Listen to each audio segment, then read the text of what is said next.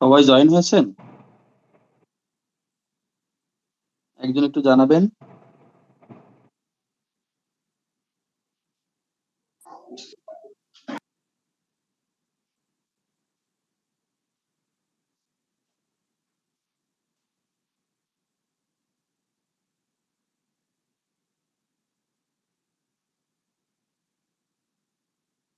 সবাই একটু জানাবেন।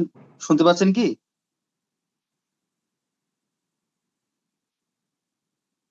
জি স্যার, শুনতে পাচ্ছি। আচ্ছা, ডাস্টবিনের ব্যবস্থা ছিল সেখানে নগর পরিষ্কারের জন্য। বাড়ির সামনে এবং রাস্তায় ডাস্টবিন ছিল। সেখানে মূলত তারা বিভিন্ন রকমের আহ ফেলতো, ময়লা ফেলতো, যাতে নগরটা পরিষ্কার রাখে। এটাই মূলত ডাস্টবিনের ব্যবহার ছিল। বা যদি বলি সড়ক বাতি,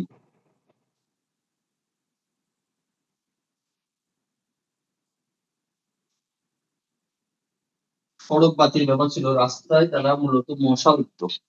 রাস্তায় চলাচলের সুবিধার জন্য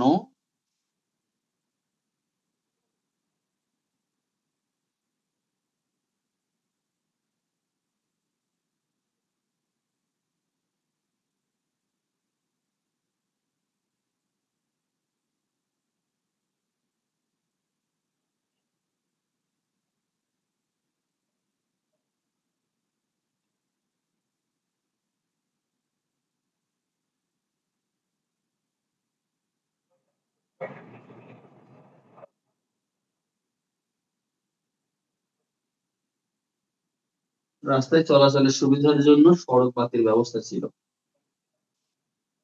এটি মূলত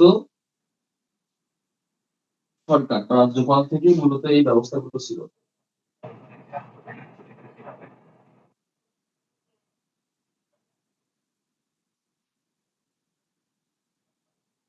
উপরের অংশ মুছে দিলাম।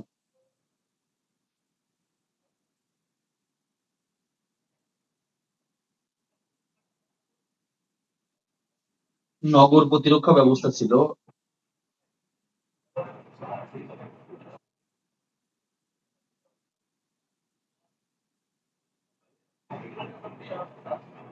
আপনারা হাতে লিখে বুঝতে পারছেন তো? নগর প্রতিরক্ষা ব্যবস্থা।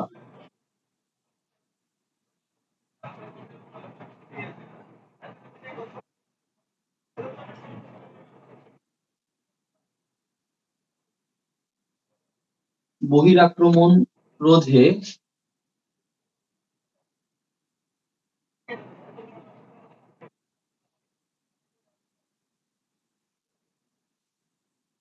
থেকে বহিরাক্রমণ থেকে রক্ষা পাওয়ার জন্য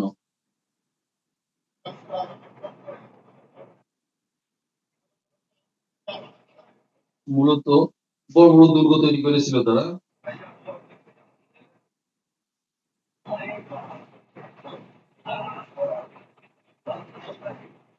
করার জন্য নগরীর পশ্চিম পাশে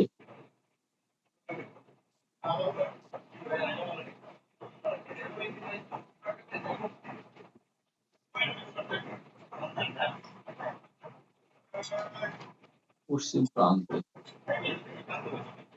নগরীর পশ্চিম প্রান্তে সুরক্ষিত দুর্গ তৈরি করেন।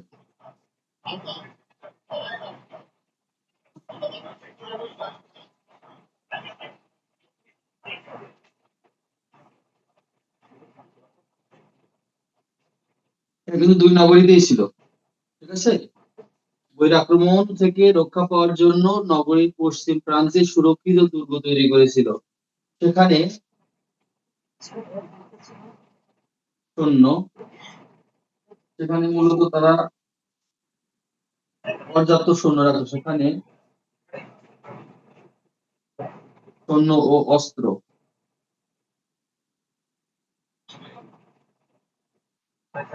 মজুদ রাখতো, ঠিক আছে। এই কারণে মূলত এই নগর ছিল অতীব নিরাপদ, ঠিক আছে। বহির আক্রমণ থেকে রক্ষা পাওয়ার জন্য নগরীর পশ্চিম প্রান্তে সুরক্ষিত দুর্গ তৈরি করেছিল, যেখানে সৈন্য ও অস্ত্র মজুদ রাখতো তারা।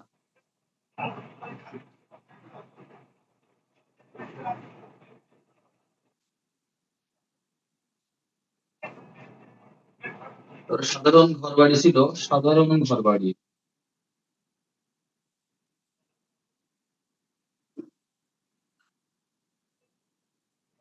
ঠিক আছে। একতলা এবং দুইতলা বিশিষ্ট সাধারণ ঘরবাড়ি সেখানে দেখতে পাওয়া যায়। হ্যাঁ, সাধারণ মানুষ সেখানে বসবাস করতো। তারপর যদি রাজপ্রাসাদের কথা দেখি, রাজপ্রাসাদ গুলো অনেক উঁচু জায়গায় ছিল। মহেঞ্জোদারো রাজপ্রাসাদ গুলো ছিল অনেক উঁচুতে, ঠিক আছে, যেখানে তারা বিশেষ করে রাজারা এবং ধর্মীয় নেতারা বসবাস করত। সেটা নাদি, আমরা যদি বলি হরপ্পাতে যে রাজপ্রাসাদ ছিল 119 ফুট দৈর্ঘ্য ছিল, 129 ফুট দৈর্ঘ্য ছিল। এখন আমাদের 69 ফুট ছিল বা 29 ফুট, দুইটাই ছিল। বেশি অংশটাই দিলাম, 29ও আছে 69 ফুটও আছে, ঠিক আছে। হরপ্পাতে 169 ফুট দৈর্ঘ্যের প্রাসাদ দেখা যায়। 169 ফুট মানে দৈর্ঘ্যের প্রাসাদ দেখা যায়। দুর্গগুলোর কথা যদি বলি, ওই যে বলেছিলাম যে 1200 বাই 600 ফুট, মানে একেবারে ফুল ওই এলাকাটা পরিপূর্ণ ছিল। মূল কথায় তাদের নগরটা ছিল খুবই পরিচ্ছন্ন এবং আহ একেবারেই আধুনিক। এই জন্য আমরা সিন্ধু সভ্যতার যে আধুনিক ব্যাপারটা সেটা আমরা কিন্তু এখানে লক্ষ্য করি। এখানে হলো নগর পরিকল্পনা, আমরা একটু ঝালাই করে নিই কিছুটা। আমরা একদম প্রথম অংশে বলেছিলাম যে সিন্ধু সভ্যতা মূলত তৈরি হয়েছিল নদী কেন্দ্রিক সভ্যতা, অধিকাংশ সভ্যতা মানে নবপলীয় যুগে যখন খাদ্য এবং ঘাসের অভাব দেখা যায়, সেই সময় সিন্ধু নদের তীরে এসে বসবাস করা শুরু করে। এই যে জাতিগোষ্ঠী এখানে বসবাস করেছিল, বা সেই সময় এই সভ্যতা এই জাতিগোষ্ঠীর হাত দিয়ে তৈরি করেছিল। এই সভ্যতার কিছু, আমরা তো মূল অংশগুলো বললাম, আরো কিছু অংশ আমি বলে দিই। সেখানে হলো এরা কিন্তু ধর্মীয় ভাবে কিন্তু পরজন্মের উপর বিশ্বাসী ছিল। তারা মূলত সাপ, কুমির এবং আরো সূর্য সহ আরো কিছু কিছু হলো আহ দেবতা মেনে তাদেরকে উপাসনা করত। শুধু তাই না, তারা কে মূলত অনেকেই শিবের পূজারী ছিল। এখানে জানা যায় ধর্মীয় প্রভাব ছিল অনেক প্রবল। মূলত মানুষকে কয়েকটা শ্রেণীতে ভাগ করা হতো। সেখানে সামাজিক অবস্থা ছিল একেবারেই কয়েকটা ভাগে, 5 থেকে 6 ভাগের সামাজিক অবস্থা ছিল। সর্ব উপরে ছিল যারা রাজা, তারপরে ছিল যারা ধর্মীয় নেতা বা পুরোহিত, ঠিক আছে, তারপরে ছিল ব্যবসায়ী, শিকারী, এরকম কয়েকটা ধাপে ধাপে ভাগ করা হতো। একটু ধাপ অনুযায়ী প্রাধান্য ছিল। সব থেকে উপরে রাজারা থাকতো, আবার সব থেকে নিচেই যারা সাধারণ জনতা ছিল। সে সময় বিনিময় প্রথা ছিল। আবার আমরা বলি বিনিময় প্রথা কিভাবে বুঝি, সেই সময় অনেকগুলো শিল পাওয়া গেছে, প্রায় 25,000-এরও অধিক শিল পাওয়া গেছে। সেই শিলগুলো আবার ছিদ্র করে সেখানে মালা তৈরি করা যায়। আমার যতটুকু ধারণা বা আমাদের এই বই থেকে যত ধারণা, যে তারা এটা একটা বিনিময় প্রথার ব্যবস্থাও ছিল, যে এটা দিয়ে তারা বিভিন্ন রকমের পণ্য সামগ্রী কিনতে পারতো। সেই সময় শিলগুলো ছিল খোদাই করা। অনেক ধরনের মূর্তি সন্ধানও পাওয়া যায় সেখানে। মূলত শুশ্রূষার মূর্তি নামে মূর্তি বা ভাস্কর্য পাওয়া যায়। তারপরে আমরা ড্যান্সিং গার্লস অফ মহেঞ্জোদারো, এরকম অনেকগুলো ভাস্কর্য সেখানে আমরা দেখতে পাবো, ঠিক আছে। মানে ড্যান্সিং গার্লস অফ মহেঞ্জোদারোর মধ্যে একটি নারীর ভাস্কর্যের কথা বলা হয়েছে। শুশ্রূষার মূর্তি মূলত সেই সময় একজন পুরোহিতের কথা বলা হয়েছে। আমরা দেখি হিন্দুরা বিশেষ করে পেছনের দিকে চুলে ঝুঁটি বাঁধে, হ্যাঁ, গোঁফটা কেটে ফেলে। তো সেখানে ওই সময় মূলত এই যে শুশ্রূষার মূর্তিতে এই জিনিসটা দেখা গেছে, মানে সেই সময় কিন্তু এগুলার প্রভাব ছিল, মানে অনেক প্রাচীন। আমরা কিন্তু এই যে সনাতন ধর্ম কিন্তু অনেক প্রাচীন ধর্ম, আমরা কিন্তু ওই অংশ থেকেই কিন্তু বলতে পারি। বিশেষ করে যদিও সিন্ধু সভ্যতার তীরে যে যারা বসবাস করেছিল এখন যে তারাই হিন্দু, ব্যাপারটা কিন্তু তা নয়। ঠিক আছে, মূলত এটা আবার জানা যায় মূলত আর্যরা আগমন করে যখন বেদ নিয়ে আসে, সেই সময়কার হিন্দু ধর্মের কথা আমরা জানি, কিন্তু এটা তারও আগের কথা। এটা যীশু খ্রিস্টের জন্মেরও প্রায় 5,000 সর্বমূল্যে মূলত 5,000 বছর পূর্বের কথা আমরা বলতে পারি। ঠিক আছে, সে সভ্যতা ছিল এতটাই।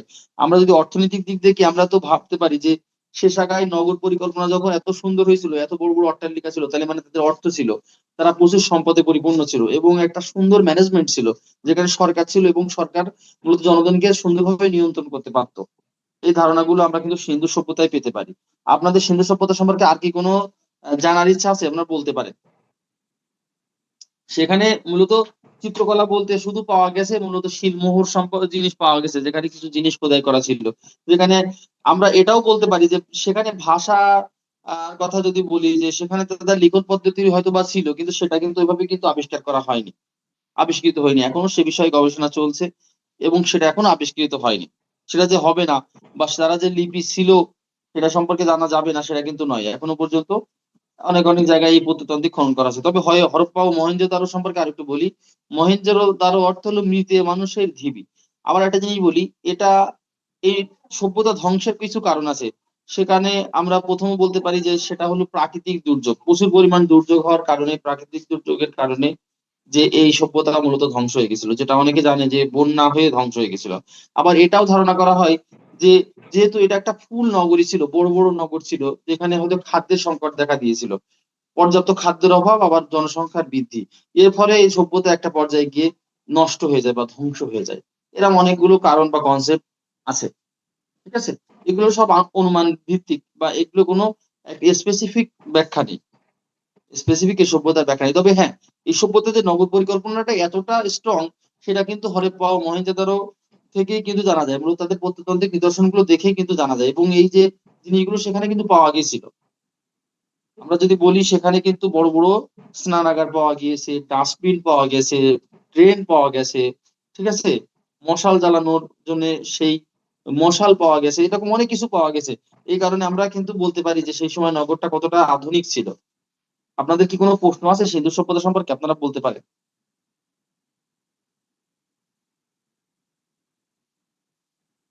একজন কথা বলবেন প্লিজ।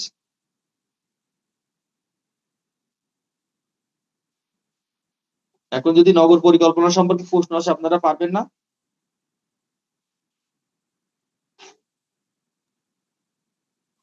জি আছেন স্যার, সবাই? পারবো। হ্যাঁ। আচ্ছা, কারো কোনো প্রশ্ন আছে কি, যে না এই আরো আরো আর কিছু জানার দরকার ছিল বা আছে এরকম?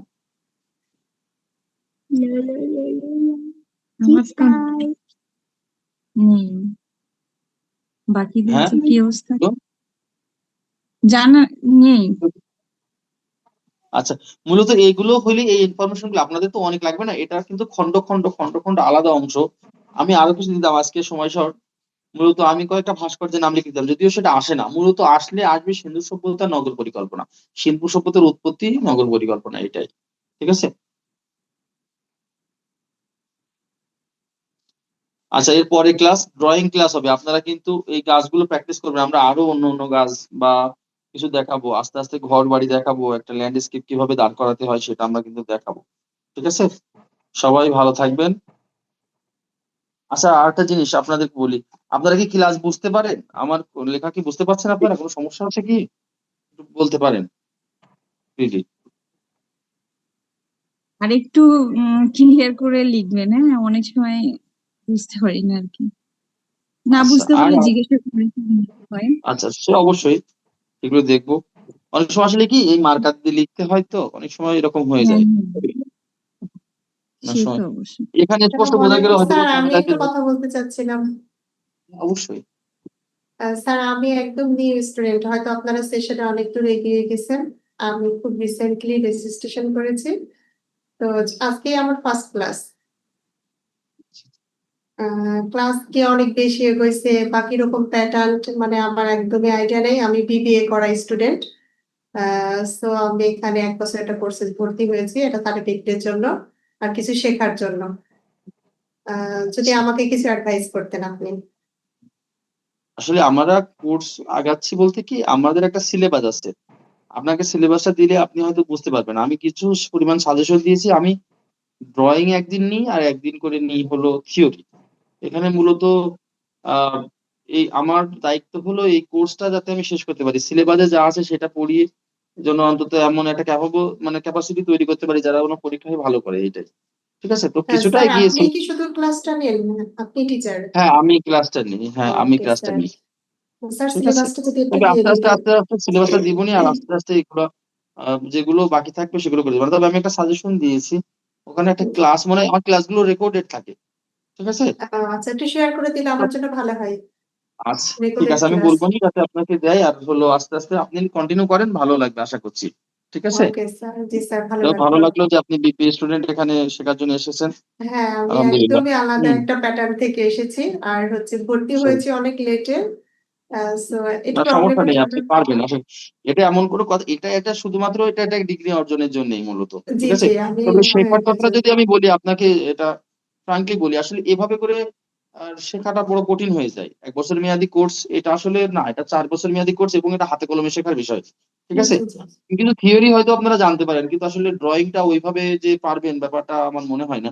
ঠিক আছে? কিন্তু প্রাথমিক ধারণাগুলো আমার কাছ থেকে নিতে পারবেন। এক্সপেকটেশন কম রাখার জন্য আমি এই কথা বললাম। ঠিক আছে? আমি আমার প্রাথমিক ধারণাগুলো আপনাদেরকে দেব। ঠিক আছে? জি স্যার। আর যদি এখানে যে প্র্যাকটিক্যাল গুলো সাবজেক্ট আর এটা স্টুডেন্টরা আসলে আছে। বলছি আবার একেকজন একেক জায়গা থেকে কোর্স করছে যে এই জায়গায় গিয়ে প্রতিষ্ঠানে গিয়েও তারা যে এগুলো করতে পারবে আমার কাছে তা মনে হয় না। সেটাও সম্ভব না। ঠিক আছে? এখানে আচ্ছা, আচ্ছা। রঙের ব্যবহার আছে যেগুলো ডাইরেক্ট দেখানো লাগে। প্র্যাকটিক্যাল জিনিসটা তো আপনারা ভালো করেই বোঝেন যে প্র্যাকটিক্যাল যতটা জি স্যার। সামনাসামনি হয় ততটাই ভালো হয়। ঠিক আছে? আর প্র্যাকটিক্যালটা প্র্যাকটিসেরও ব্যাপার আছে। যে আমি একটা প্র্যাকটিক্যাল দেখালাম সেই বিষয় নিয়ে আরো প্রচুর পরিমাণে প্র্যাকটিস। এটা আসলে অনেকের ধৈর্যে থাকে না। ঠিক আছে? এবং এটা অনেকটা প্যাশন হওয়া লাগে। ঠিক আছে? হয়তো একজন হাত বোলাচ্ছে আছে তার একটা ড্রইং হয়ে যাচ্ছে। কিন্তু আর হয়তো একজন সেটা চেষ্টা করছে বারবার হচ্ছে না। ঠিক আছে? চেষ্টা করতে একটা সময় গিয়ে হয়। ঠিক আছে? তবে সেটা দীর্ঘ জি স্যার। সময়ের ব্যাপার। কিন্তু এই কোর্সটা আসলে অনেক কিছু দিয়েছে কিন্তু সময় দিয়েছে খুব স্বল্প।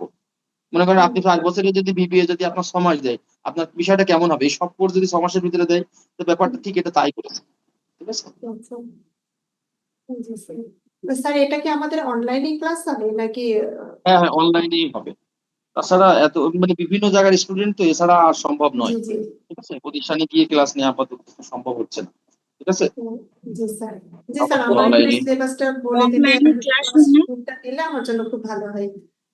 হ্যাঁ, হ্যাঁ, বলেন আরেকবার। বলছি আমার এই সিলেবাসটা এবং ক্লাস শিডিউলটা যদি একটু দিয়ে দিত তাহলে আমার জন্য খুব ভালো হয়। আচ্ছা, আচ্ছা ঠিক আছে। আর আমি কোনো বই হলো কি বলে দিচ্ছি। রেফার করেছেন যে কোন ক্লাস বই পড়তে হবে ওই কিনা ক্লাস বা ওই আপনার? ও গ্রুপে দেওয়া বিশেষ আছে করে বলি ক্লাসগুলো ওই সিলেবাস গুলোর আ নিচেই অনেকগুলো ইয়ে আছে। আর আমি এখানে করে দেই কি, যেহেতু আমার জি স্যার। ক্লাসটা নিতে হবে, থিওরি। আমি জানি এগুলো হয়তোবা আপনারা শিটে করে নেবেন। আমি একটু বুঝিয়ে দিই। আমি জানি এখানে সবাই অনার্স মাস্টার্স করা স্টুডেন্ট। এরকমভাবে দেয়ার দরকার হয় না। কিন্তু আমার এই ক্লাসটা নিতে হবে আমি শিডিউল অনুযায়ী। আমার সিন্ধু সভ্যতা আজকে পড়ানোর কথা। এইজন্য আমি দেখাই। ঠিক আছে? জি স্যার। কারণ অনেকে বিরক্তও হয় যে আসলে আমার মনে হয় যে, এগুলো তো স্যার শিট দিলেই তো আমি এটা পড়ে নিতে পারি। ঠিক আছে? যদিও এমন কিছু বোঝানো হয় কিন্তু আমার ক্লাস নেয়াতে আমি জানি এগুলো অনেকের কাছে বোরিং লাগে। এগুলো তো স্যার আমাদের প্রশ্ন দিলেই তো পারে। এগুলো তো পড়ে নিলেই হয়। মানে আমার ক্লাসটাই আমারই। বুঝতে পেরেছেন? একদিন প্র্যাকটিক্যাল একদিন থিওরি। এখন তো না বোঝার মতোই কিছুই নেই। এখন মূলত আপনাদের শুধুমাত্র হাতে বই ধরায় দিলে আপনারা বুঝতে পারবেন। সেই যদি হয় দেখা যাচ্ছে আমি যেহেতু অনেকে বোরিং ফিল করে কিনা জানি। তবে কি এই ক্লাসটা সবাই অ্যাটেন্ড করবেন। অ্যাটেন্ড করলে হয় কি আপনাদের যে এই যে ডিসকাশনটা হচ্ছে, আলোচনাটা হচ্ছে এতে করে কি আপনাদের আর বাড়তি ভাবে ওইভাবে আর বেশি পড়া লাগবে না। দেখবেন আপনার পরীক্ষার আগে ২-১ দিন পড়লেই আপনাদের হয়ে যাবে। এটাই হলো এর সুবিধা। ওকে স্যার সাহস পারবে না দেওয়ার জন্য এরকম অনেক একটা অনেক ধন্যবাদ। যাতে আমার মনে হচ্ছে পারবো এবার। অবশ্যই। কেন নয়? ঠিক আছে? এবং সবাই হেল্পফুল। আশা করি কোর্সটা আপনাদের ভালোই হবে। হুম? আগের ব্যাচগুলো হয়েছে এবং অনেকে অবশ্য চাকরি করছে প্রতিষ্ঠানে। আমার অনেক স্টুডেন্ট আছে যারা বিভিন্ন প্রতিষ্ঠানে চাকরিতে ঢুকেছে। ঠিক আছে? তবে এই ব্যাচটা একটু হযবরল হয়েছে। আসলে আমি বুঝতে পারছি না। মানে এই যখনই ক্লাস নিতে যাই তখনই বিভিন্ন রকমের ঝড়, বৃষ্টি এই নিয়ে আসি একেবারে ১ম থেকে। মানে এটা সিকুয়েন্স ধারাবাহিকতা মেইনটেইন করা হচ্ছে না। ঠিক আছে? হ্যাঁ? এটা। তবে আশা করি ভালো হবে সামনে। আপনারা সবাই অ্যাটেন্ড করবেন। আর বলি অ্যাটেন্ডেন্স এ কিন্তু মার্ক আছে। এখানে অ্যাটেন্ডেন্স কিন্তু কাউন্ট করা হয়। ঠিক আছে? প্রতিষ্ঠান থেকে কিন্তু অ্যাটেন্ডেন্স কাউন্ট করে। অনেকে মনে হয় যে আ আ ক্লাস না করলেও হয়। ক্লাসটা করবেন, ঠিক আছে? এখানে মার্ক আছে, অ্যাটেন্ডেন্সে মার্ক আছে, অ্যাসাইনমেন্টে মার্ক আছে। আপনার এগুলো করার পরে কিন্তু আপনাদের অ্যাসাইনমেন্ট দেওয়া হবে। এই অ্যাসাইনমেন্টে কিন্তু আপনাদের মার্ক থাকবে, ঠিক আছে? জি স্যার। আচ্ছা, সবাই ভালো থাকবেন। আল্লাহ হাফেজ। আসসালাম। আসসালাম।